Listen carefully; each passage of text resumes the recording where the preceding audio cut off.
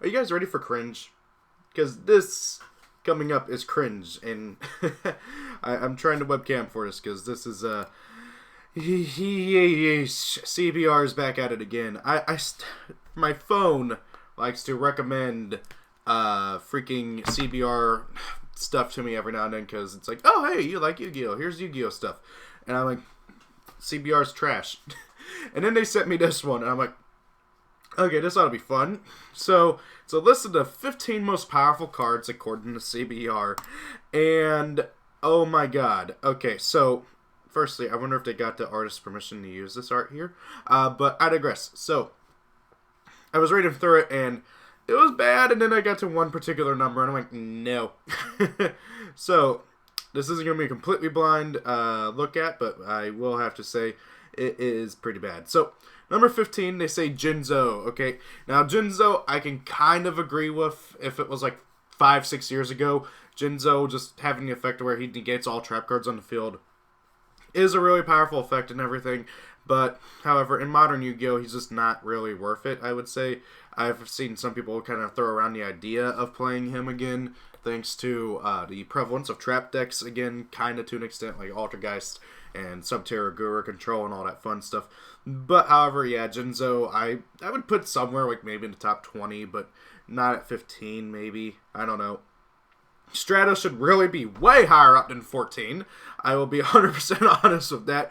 That's just not my hero bias. That is freaking, it is, whenever you have the fact that a card type in Yu-Gi-Oh! Is named after him, you know, that being a searcher, you know, like, most people will call a searcher in the deck their Stratos, you know, like freaking Magdalene, whenever she came out from Adoshes, everybody called her the Stratos of the deck, and same thing with him. He is one of the most powerful and defining cards in one of the most powerful, well, not so much powerful, but prevalent archetypes in the game. He deserves to be much higher up on this list. Moving up, Confiscation as well. The sheer fact that you get to look at your opponent's hand and just pick out any card in their hand for 1,000 life points. Yeah, there's a reason this card will never come back from the ban list. Cyber Dragon Infinity, I'd put it about here, honestly. Once upon a time, it was one of the best cards in the game. Nowadays, lots of pain to get over. It's not, like, the worst thing in the world.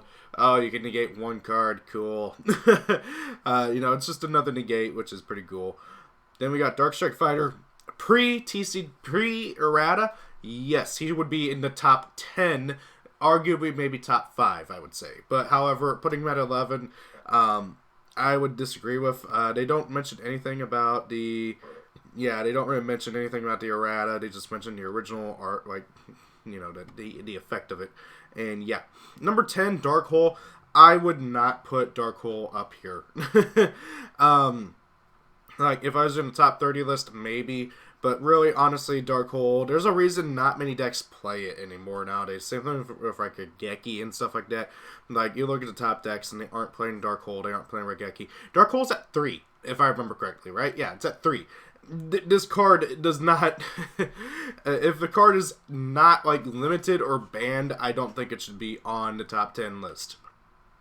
Number 9, Solemn Judgment. This should be much higher, in my opinion. The fact that you get to negate anything, including any type of summon, is really, really, really powerful. So, I don't know. I feel like Solemn Judgment should be much higher up on the list, in my personal opinion. Number 8, Totally Awesome. I'm kind of iffy on that. Like, putting him in the top 10, like, I'd say he's like 9, 10-ish, maybe 8-ish, considering all that. I mean, the fact that he negates something, steals the card, recycles himself. Yeah, he's got 3 amazing effects, so yeah, I would say he'd be up there, but the issue is not many decks can really maximize the usage out of him. So, yes, it's a powerful card, but you gotta also take into factor of usability, and it's just not that widely usable of a card outside of like 2 or 3 niche decks. Now, granted, one of those niche decks is Paleozoic Frogs, which can both be their own 2 decks. So the fact that, like, that's one of the things, yeah, that's pretty good, but still, I'd say Totally Awesome would probably be like 9 or 10-ish, maybe. You got to factor in the usability or the versatility. That's the word of the card. That's the word I'm looking for. The versatility of the card. Because without being versatile, like, you can have the most powerful card in the world, but if only, like, a very niche, like barely even competitive deck can play it, like, yeah, that wouldn't be very good. Like, look at Cubics, Crimson Nova and his Fusion. Two of the most, I would say, like, in terms of raw power and OTK ability, two of the most powerful cards, like, in terms of, like, boss monsters. But they're in a subpar archetype, as much as I hate saying that about one of my favorite archetypes. Because they're not versatile, I would never even consider putting them on a top 10 list. Maybe on, like, a top 10 underrated boss monsters or something, but, like, not in a top 10 or 15 most powerful cards in the game list, you know? That's a bit much. And here's what got me to make this video. White Princess at number 7.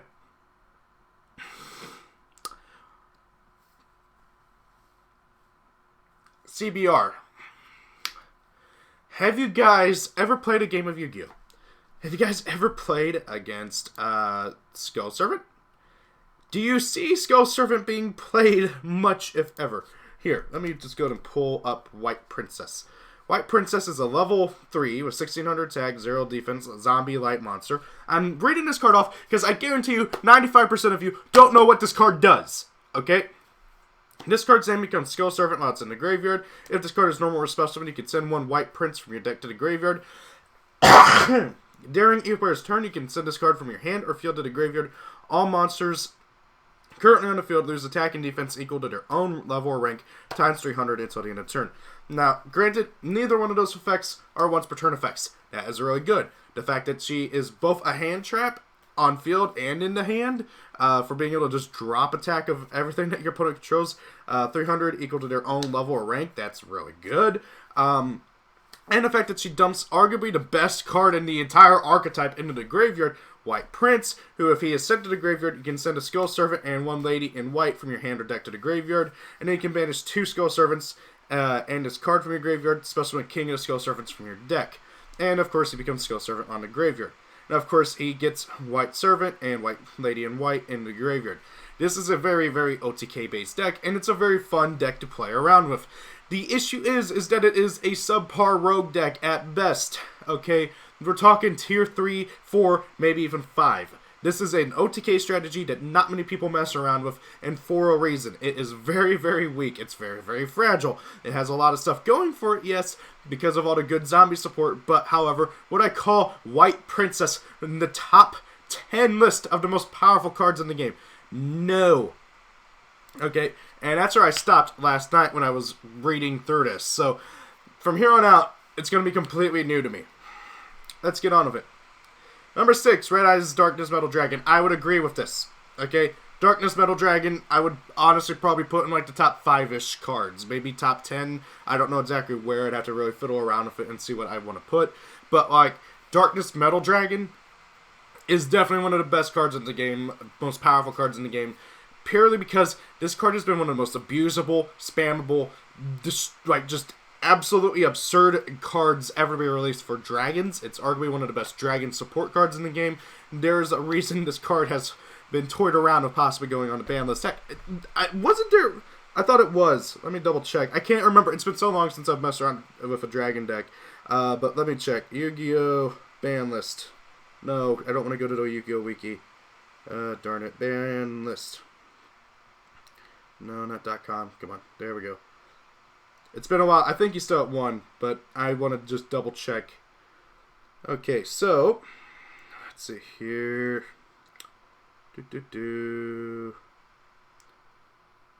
Okay, cool. So he is still, yeah, he's still at 1. Okay, so yes, I'd still put him in like the top like 8-ish. Don't know about the top 5 or 6-ish, but he would be up here.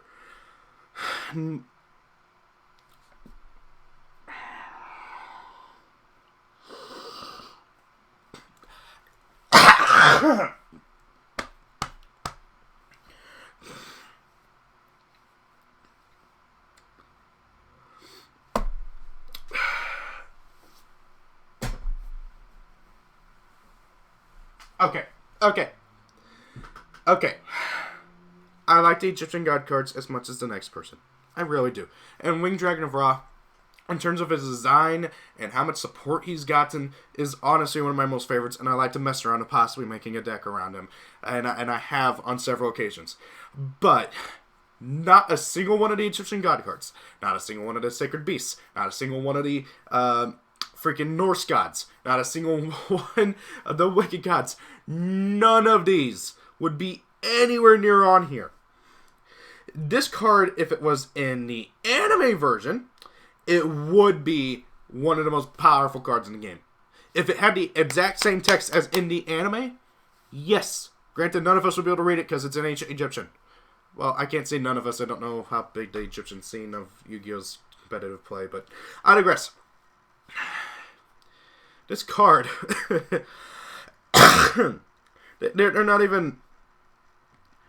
They're not even. They don't even mention that he's garbage in the TC. Oh my god! Like if they had said in here somewhere that this is the anime version they're talking about, yes, I would agree with it. The Winged Dragon of Ra anime version would be in the top 3. Like, in all honesty. But, honestly, the top, like, number 1 would be Chaos End Rower of the beginning and the end. That thing was stupid. I'm honestly half expecting it to be on here now. But, the Winged Dragon of Ra, with its TCG text, in the top 5, CBR, I know that you guys pander to the, like, grown adults who have never played Yu-Gi-Oh! And only ever watched it from when they were a kid, and that's the most amount of they know about it. But this is garbage. There's a reason I don't have ad block off. Boop. Yep. I have ad block on. I'm not giving you guys my money. Okay, Super Quantum King, Great Magnus. I would put him in like the top 10, maybe 15-ish, but I would definitely not put him in the top 5. It's again the issue of versatility. He is arguably one of the best boss monsters out there in terms of just how powerful he can be, being a walking mistake for your opponent that can also spin back a card during your opponent's turn or your turn and is unaffected by everything, and really your opponent's only out until you use all your materials on it, which by then you're going to win anyways. Is a kaiju, and nobody really plays kaijus anymore nowadays. This thing is really good, but however, again, it's that versatility thing. If we're talking like top 10 boss monsters, yes, definitely, he would be up there. But however, top 15 most powerful cards ever in the game printed, he'd be like number 10-ish, maybe even lower than that. Maybe not even on the list, because in all honesty, again, it's the versatility aspect of it. Yes, if you read his effect and you look at like everything else, it's a darn good boss monster. He has great effects, great stats, great everything. But Super Quantos are not a tier 1 deck. They're not a tier 2 deck. They're not a tier 3 deck. They're not even a tier 4, 5, 6, or 7 deck. They're just not. As much as I love the Power Ranger archetype, they're not that good. And Super Quantum King Great Magnus is kind of locked into that archetype. There's no real way to cheese them out in other decks and get the same boost, bonus buff to him that you would with Super Quantos. So, again, I would not put him up here on a just blanket top 15 list. Okay, Exodia, I see where they're going with this. You draw all 5 cards, you get all 5 cards in your hand, you win the game. Yeah. I would still probably not put it in the top 5 most powerful because Exodia by itself is garbage. It's a level, 3, 2, something like that. Effect monster with no real effect other than that you have to have all 5 of them in your hand and you win the duel. But, like, that's just, I mean, when was the last time Exodia taught the tournament? Please, show me the results. I would love to see it. So, yeah. Okay, Towers, I can see. Okay, Towers, I still remember the, like, fear that this card generated in the game, like, in the community when it was revealed. Like, wow, an unkillable boss monster that, well, darn near unkillable boss monster that drops attack, makes your opponent send a card to the graveyard, is unaffected by everything, all that stuff. The only thing is that, again, he's locked into his archetype, if I remember correctly, and Cleefort just haven't done anything really. Heck, even the best builds of Cleefort did not play him because they would most rather focus on just flipping skill drain mass pendulum summoning out like 5 monsters, and then having like all 2,800 beaters and going for game like that. You just didn't need towers that much. So his impact on the game was not as big as people thought it would be. So yeah. Last turn. That is an interesting choice for number 1. Very interesting choice. Now, last turn, for those of you who don't know much about it, is a trap card that's been on the ban list almost as long as the ban list has been around. This card can only be activated during your opponent's turn when your life points are 1,000 or less. Select one monster on your side of the field and send all other cards on the field and in their respective owners' hands to their respective graveyards. After that, your opponent selects and special summons one monster from their deck in face-up attack position, and attacks your selected monster. Any battle damage from this battle is treated as 0. The player whose monster remains alone on the field at the end of this phase of this turn wins the duel. Any other cases results in a draw. So, basically what last turn does is it forces that turn to be the last turn. And there's a bunch of different ways that you can really cheese around a discard. If you have, I believe it was called Kaiko or whatever. Kaiko. He's a level 3 spellcaster, darn it. Monster.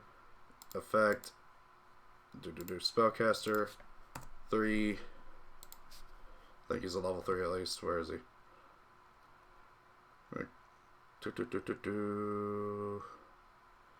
His garbage attack. It's like under 1,000. Where is it?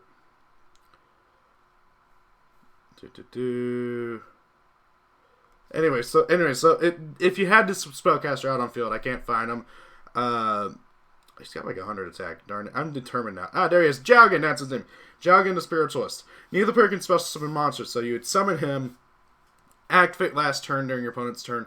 Your opponent can't special summon a monster, so you automatically win. There's a bunch of other ways to win with it. Like, for instance, if you know your opponent has no monster with like more than 2,000 attack, you summon a monster that has 2,000 attack, flip over last turn, you win, basically.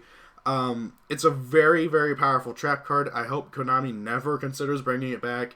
It would be kind of funny to see the cheese decks that come out from it, but it would not be fun to play against, and it's one of those cards that should never have been made, like, in all honesty. Now, would I call it the most powerful card in the game? Probably not. Like, that would really, like, seriously, there's no Pot of Greed. There's no Chaos Emperor Dragon pre-errata. There's no Yatagarasu. There's no any of the big scary cards. There's no Dragon Roars on here. There's none of them. No Dragon Roars. Freaking Dark Hole and White Princess got in when the Dragon Roars, Chaos Emperor Dragon, Black Luster Soldier, and Envoy at the beginning. God, what other freaking... Heck, El Shaddai Construct would have been a better choice than this. There's so many other far more powerful, far more terrifying cards that should have been on here. Spellbook of freaking Judgment! I just realized Spellbook of Judgment's not on here. That card is arguably the best card ever printed. Like, seriously. And CBR doesn't put any of those cards on here. No Spellbook of Judgment. No Dragon Wars. No Pot of Greed. No Graceful Charity. No, like, Chaos Emperor Dragon, Black Luster Soldier. None of them. This is a garbage list. I can kind of agree with last turn. Like, it's the best card out of this entire selection they've come up with. But this is a garbage top 15 list. Oh my god. I am so happy I stopped at White Princess and decided to do this, because this is a shame. This is I don't know. This makes me want to go and make my own list of top 15 best cards in the game, because this is pathetic. This is pathetic. Did these people have a comment section? No, of course they don't. I would love to see what the comments say about this, because they would be tearing them a new one. Oh my god, this is horrid. Okay. I've had enough of this. I am going to go ahead and just click off for now. I hope you guys enjoyed this video and enjoyed the cringe with me. This is CBR. You guys are pathetic. And wow, I look fat on a webcam. What the heck? I never used webcams, and I look fat as heck on one. What the? Anyways, guys, thank you all for watching. Hope you guys enjoyed the video. Have a great day. If it's your birthday, happy birthday. See y'all later. Peace out, and subscribe. Thank you. Thank you all for watching the video. Have a great day. If it's your birthday, happy birthday. Rate, comment, and subscribe, and see y'all later.